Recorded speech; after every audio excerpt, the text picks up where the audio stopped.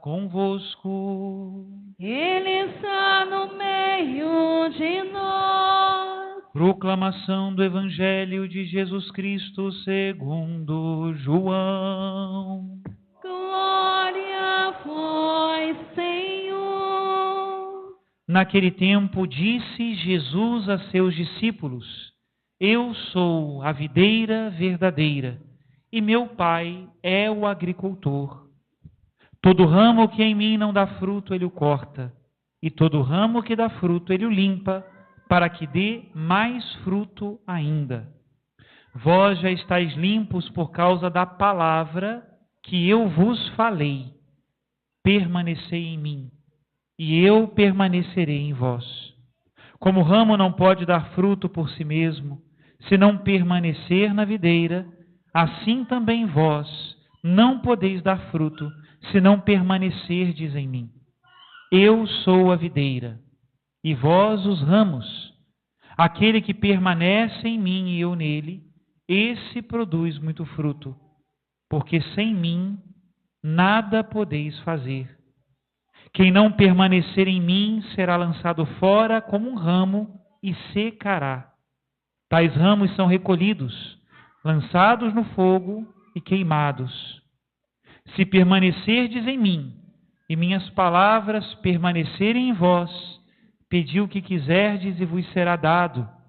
Nisto meu Pai é glorificado, que deis muito fruto e vos torneis meus discípulos. Palavra da salvação. Glória a vós, Senhor. Queridos irmãos e queridas irmãs, hoje, quinto domingo da Páscoa, de alguma maneira nós estamos continuando a reflexão que nós começamos na semana passada. Essa é a hora que a gente testa a memória das pessoas que estão na missa, né? Qual foi o evangelho da semana passada? Jesus amado. Eu escutei, alguém falou, o bom pastor. Se eu não escutei, eu finjo que escutei. O bom pastor. Semana passada nós falávamos do bom pastor, não é? E um dos mistérios fortes na parábola do bom pastor é justamente o mistério da unidade. O próprio Jesus diz que as ovelhas escutam a sua voz. Se é um só pastor e muitas ovelhas, e essas ovelhas escutam a sua voz, é sinal que elas vão se reunir, né? E ele mesmo diz no Evangelho, um pouco do sonho do Pai, né? Que nós sejamos um único rebanho conduzido por um único pastor. Esse é o desejo do Pai. No capítulo 17 de São João, a gente está lendo hoje no Evangelho, capítulo 15. Mas se nós andamos um pouquinho no capítulo 17, Jesus diz explicitamente que todos sejam um, como eu sou um com o Pai. Está lá, é isso. E hoje o Evangelho da videira e dos ramos fala da mesma realidade. Muitos ramos, mas uma só videira. E o mistério da unidade é o mistério da igreja. Nós que somos membros do bom pastor, ramos da única videira, membros do corpo de Cristo, precisamos ser ministros e ministras da unidade. Seria muito estranho, não é? Nós, sendo membros de um pastor que quer reunir a todos, sendo no meio da comunidade alguém que divide. Não pode ser, né? Todo instinto, toda tendência de divisão que existe entre nós não vem de Deus. São Paulo diz lá na segunda carta aos Coríntios, capítulo 5, versículo 20, que nós somos chamados ao ministério da reconciliação, não da divisão. Se somos membros do bom pastor, é para reunir. Chegará o dia em que ele dividirá o joio do trigo, em que ele dividirá ovelhas de cabritos. Mas essa não é a nossa tarefa. Quando nós nos metemos a dividir, metemos os pés pelas mãos. Nosso pecado é que é fator de divisão. Nós temos essa tendência de carimbar as pessoas, rotular as pessoas, dividir as pessoas em grupos. Mas está errado. Não, esse aqui não entra no meu grupo porque ele curtiu tal coisa no Instagram. Aquele ali não entra no meu grupo porque veio de tal lugar. Aquele ali tem esse pecado, aquele defeito.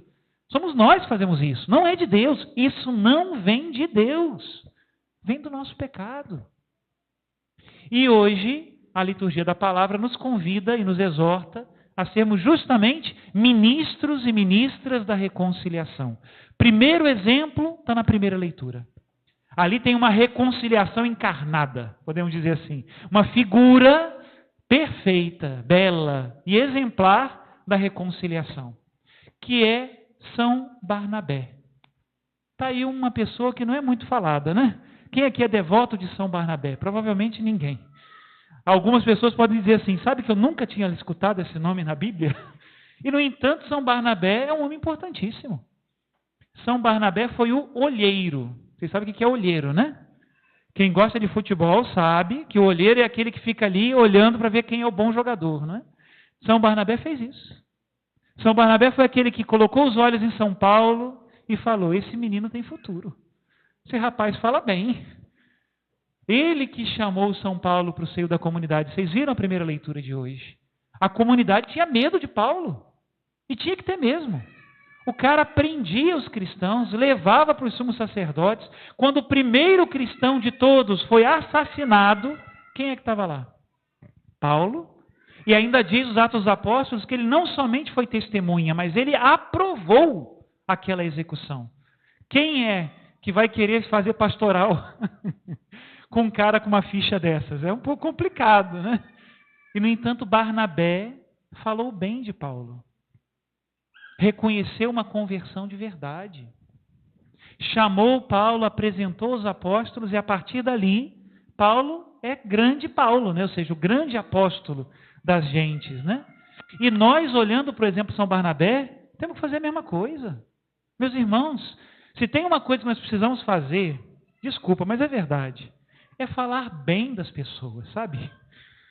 Tem o tal do vício de falar mal dos outros, não tem? Coisa feia. Quem fala mal não é quisto, bem quisto, nem por Deus, nem pelos homens. Agora, falar bem aplana um caminho de volta, de reconciliação. Nunca foi problema para Jesus o tamanho do pecado de ninguém. Nunca foi. Imagina, quais foram os primeiros discípulos de Jesus? Prostitutas, publicanos, sicários, né? Simão, o apóstolo, era chamado de zelota, não era à toa, não. Era gente que matava. Sicário é um nome chique para assassino, né? Por motivos políticos, ideológicos, era um homem perigoso. E foi integrar os discípulos de Jesus, porque tinha uma abertura de coração. E queria deixar para trás as coisas erradas que faziam. Mais uma vez eu digo, nunca foi problema para Jesus o tamanho do pecado daqueles que queriam ser seus discípulos. Agora, seria uma grande hipocrisia e uma grande falsidade simplesmente reunir as pessoas diferentes e não exigir que elas mudassem de vida. E isso Jesus nunca fez. Primeiro anúncio de Jesus foi conversão. Agora, uma vez que eu estou disposto a mudar as minhas ideias, uma vez que eu estou disposto a mudar os meus sentimentos, o meu coração, uma vez que eu estou disposto a mudar as minhas atitudes, bem-vindo.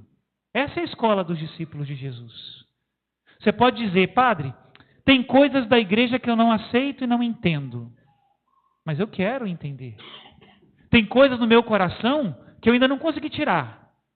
Gostaria de amar mais, de perdoar mais, de ser mais generoso. Não consigo, mas eu quero. Ótimo. Padre, eu sou um sabotador de mim mesmo. As minhas atitudes são contra aquilo que eu quero. Como diz São Paulo, né? Aquilo que não quero, isso faço. E aquilo que quero, não consigo. Tudo bem, mas você quer fazer o bem? Quero. Esse é o teu lugar. O problema não é o teu defeito, a tua dificuldade, o teu pecado. O problema é a abertura de coração para deixar uma mensagem de Deus te mudar. Essa é a dificuldade, né? Mas é isso que a gente precisa. E aí reside a unidade. A segunda leitura de hoje ela é categórica. É bom fazer às vezes uma análise textual da leitura sagrada, né? Está lá 2 pontos. Quem aqui é professor e professor de português vai entender muito bem. São João diz, este é o seu, falando de Deus Pai, este é o seu mandamento, 2 pontos. E aí divide em 2, né? Que creiais que Jesus é o seu Filho e que vos ameis uns aos outros como o Filho mandou. É isso. Esse é o mandamento da unidade. Nós ficamos, às vezes, tão preocupados, né, com a orelha do caderno, com detalhe. Ficamos, às vezes, até preocupados em investigar a vida do outro. Coisa mais terrível, Jesus. Aceita a pessoa sem pedras nas mãos, sem preconceito, sem nada. Eu me lembro que estava agora no retiro lá no mosteiro, né? Aí teve um dia da partilha do final da quaresma, que um dos monges lá falou que ele tentou viver a quaresma, porque você imagina, vida de comunidade muito junta, tem que dar algum probleminha, né? Aí o monge disse que tentou viver a quaresma inteira olhando para os irmãos com misericórdia. E a chave que ele encontrou foi a seguinte: esse irmão está buscando a Deus. Diz que um dia chegou um cara perto dele que estava pé da vida, né? Aquele que dá choque em todo mundo que se aproxima, né? Aí ele parou, pensou, falou, está buscando a Deus. Diz que chegou outro, né? E pegou a sobremesa e não deixou nada para ele. Ele falou, está buscando a Deus. O importante é que ele está buscando. Eu também estou. Tem um dia que eu piso no pé do outro também, mas eu estou buscando a Deus, né? Nós precisamos ver no outro essa beleza. Ouviu a voz do bom pastor? Está buscando a Deus. E agora nós chegamos ao Evangelho. Que beleza é o mistério da unidade, que não vem de nós. Como eu dizia, se depender de mim, do meu coração pequeno e soberbo, eu só vejo as dificuldades e as diferenças no meu irmão. Mas a unidade vem de Deus. Ele é a videira. Nós somos os ramos. Qual é o nosso problema hoje? A gente quer ser a videira e tratar a Deus como se fosse só mais um ramo. É só mais um detalhe da minha vida ser católico. É só mais um detalhe da minha vida rezar de vez em quando. É só mais um detalhe da minha vida ler de vez em quando a Bíblia. Isso é o problema. Eu não sou videira. Ele é. Eu sou ramo. E se eu estou enxertado nessa videira, tem lugar para tudo. Desde que seja no amor e na verdade. Tem lugar para tudo. Muito bem. E aí Jesus, então, nessa parábola da videira e dos ramos, se eu fosse bom de música, eu acho que dá para fazer uma música. Não sei se vocês compõem ou só cantam tão bem. Mas repete-se muitas vezes um verbo no Evangelho de hoje, né? Qual é o verbo que se repete? Permanecer, né? Eu não contei quantas vezes ele repete, mas depois vocês podem fazer aí a busca, né? E ver quantas vezes repete o verbo permanecer no Evangelho de hoje. Dá para fazer uma valsa.